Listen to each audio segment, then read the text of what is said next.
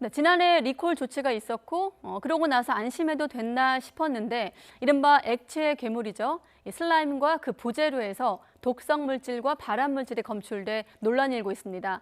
이 환경 호르몬 또 이 발암 물질 등이 기준치를 최대 700배가 넘는 경우도 있었는데요. 이 한국소비자원 연결해서 실태 직접 들어보도록 하겠습니다. 생활안전팀 윤혜성 과장 연결돼 있습니다. 안녕하십니까, 과장님?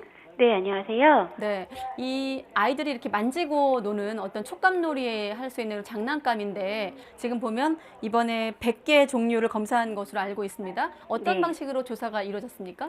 네, 저희가 이제 현재 전국에 있는 슬라임 카페 20개소를 방문을 해서 네. 그 안에서 실제로 이제 판매나 유통이 되고 있는 슬라임과 그리고 이제 부재료 색소나 파츠, 반짝이에 대해서 수거를 해서 검사를 했고요. 네. 슬라임 및 색소는 붕소를 포함한 유해원소 용출량과 방부제 함유량을 조사했고 파츠는 프탈레이트 가소제와 유해 중금속 함유량을 조사했습니다. 네. 그러면 사실 지난해 저도 이 보도가 기억이 나는데 리콜 조치가 있었거든요. 그러면 이제 네. 이후에 잘 되고 있는지에 대한 어떤 현장 조사였던 건가요? 어떤 차원에서 네네. 이루어진 조사였습니까? 지난해 이제 구편에서 조사했던 거는 이제 시중에 문방구 등에서 판매되고 있는 그 슬라임 완제품을 대상으로 조사를 했던 거고요. 예.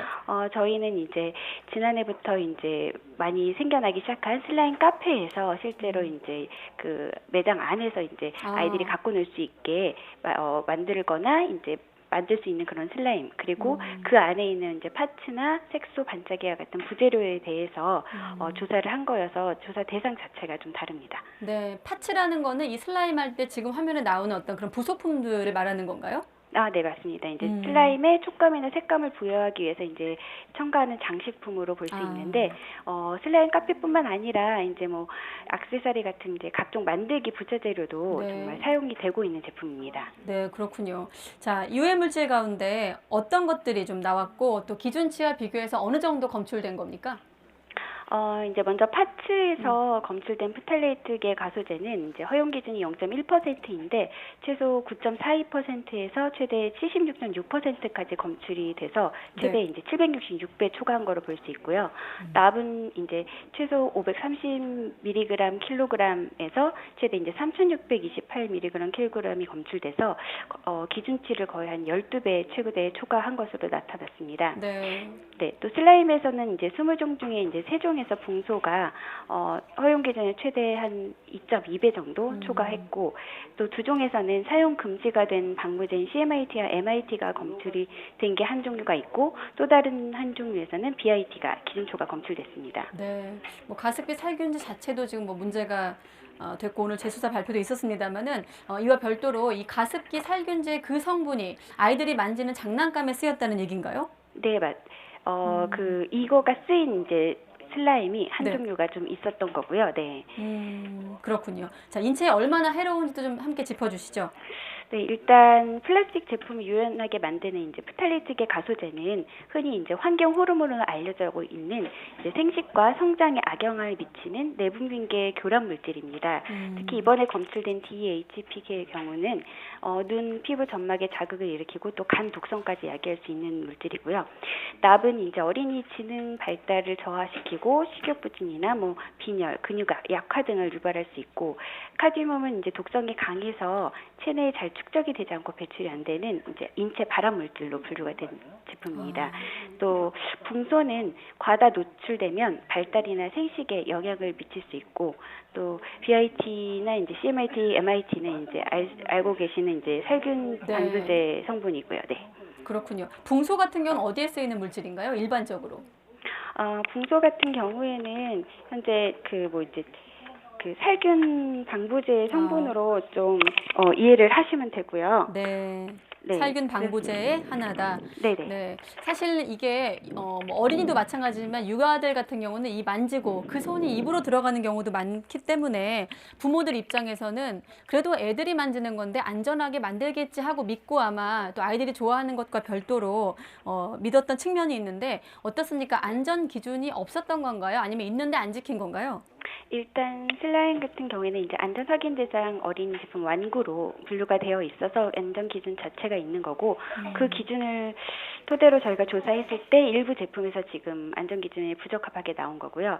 파츠 같은 경우에는 일단 슬라임 카페에서는 어린이들이 많이 사용을 하기 때문에 이 어린이 제품으로 완구로 봤을 때 이제 허용 기준에 봤을 때 이제 프탈리드 가소제나 납이나 카드뮴이 좀 부적합하게 나온 제품들이 있었습니다. 네. 혹시 지난번에 리콜 받은 업체가 이번에 또 적발되거나 그런 건 없는 건가요? 아, 네. 이번에는 이제 저희가 슬라임 카페를 대상으로 조사를 한 거기 때문에 네. 이 조사 자체가 카페에 대한 조사는 처음이고요. 네. 문제가 됐던 제품에 대해서는 이제 저희가 그 해당 카페 업체에 통보를 해서 판매 중지와 폐기를 요청한 상태입니다. 아, 판매 중지와 폐기 처리를 요청한 상태다. 네. 지금 보면은 제조 연도를 확인하는 게 좋다 이렇게 또 알려지고 있는데 그러면 슬라임에도 유통기한이 정해져 있는 건가요? 딱 법으로 정해져 있는 유통기간은 있는 건 아니고요. 네. 근데 이제 슬라임 자체가 대부분 이제 물로 많이 이루어져 있기 때문에 만졌을 경우에 쉽게 상할 수가 있어서 통상적으로 이제 개봉 후 2주 정도가 지나면 또 그리고 딱 냄새를 맡아봤을 때 이제 변한 냄새가 나거나 그랬을 경우에는 네. 슬라임을 좀 즉시 버리는 게 좋다고 판단하고 있습니다. 그렇군요. 자, 그럼 앞으로 어떻게 할 것인가? 그러면 이제 일반인들 입장에서 이제 슬라임 카페 가도 되는지 아마 궁금하실 텐데 앞으로 뭐 판매 중지도 중요합니다만은 철저한 관리 감독도 필요해 보이거든요. 어떻게 좀 네. 계획이 잡혀 있습니까?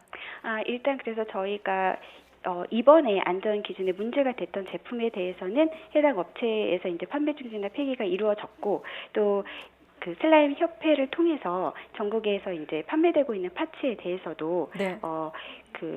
문제가 됐던 제품 판매 중지뿐만이 아니라 향후에는 안전 인증을 받던지 또 인증을 받지 않은 제품이면 최소한 어린이가 사용할 수 있는 제품인지 아닌지 정도는 좀 구분해서 판매를 하신다면 소비자가 그 카페에 갔을 때 좀 제품을 선택할 때 좀 도움이 되지 않을까 그렇게 그 판단하고 있고요. 인증이라고 하면 KC 마크를 말씀하시는 건가요? 네, 맞습니다. 네. 아, 그래서 이제 그 그건 여부는 이제 어떻게 확인하죠? 그 제품에 이제 표시가 되어 있기 때문에 표시를 보거나 아니면은 이제 이게 어린이 제품으로 인증받은 건지 카페 측에 업체 측에 이제 문의를 네. 하시는 방법이 있을 수 있을 것 같고요. 또 이제 저희가 문제로 본 게 그 식품 모양으로 이제 제조가 돼서 네. 어린아이들이 삼키거나 이렇게 할 수 있는 파츠들이 좀 판매가 되고 있는데 현재 유럽과 달리 우리나라에는 이런 장난감의 제조나 유통을 금지할 수 있는 안전 기준이 없기 때문에 이 부분에 대해서는 저희가 국가기술표준원에 그 식품 모양 장난감에 네. 대한 제조 유통 금지 방안을 좀 마련을 요청할 예정입니다. 네, 알겠습니다. 네, 어린이 안전과 관련된 장난감인 만큼 좀 더 자세하게 여쭤봤습니다. 오늘 설명 고맙습니다. 네, 감사합니다.